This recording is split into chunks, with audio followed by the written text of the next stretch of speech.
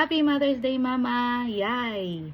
This is our first time celebrating Mother's Day together. And masaya kami kasi for the past years, nasa province ka and we are only calling you via video call or sending you messages via messenger. At ayun nga, masaya kami dahil nandito ka, kasama namin.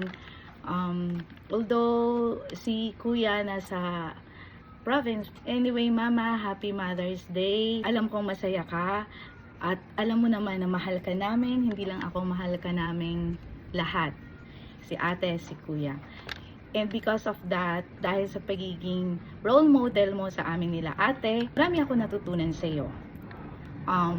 Without further ado, babasahin ko na yung poem na gusto kong sabihin sa iyo. Being a mother is not an easy task. So dito, ginawan kita ng poem. The word mother stands for different meaning for me. So, start tayo sa M. For me, Mama, you makes me smile when I am sad. And O, you overcomes the tough days we've had. And for letter T, you teaches me right from wrong. And for letter H, you holds me close when things go wrong. And for E, you encourages me to do my best.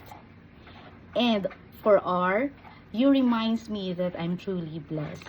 Thank you for the love, Mama. Happy Mother's Day. Mahal ka namin. Mahal kita. Pagpakaayo, Ma. And I'm praying to God that bibigyan ka pa niya ng mahaba pang buhay na makasama ka namin. Sana maging masaya ka sa araw na to. Happy Mother's Day, Mama Ali! Mwah! Love you!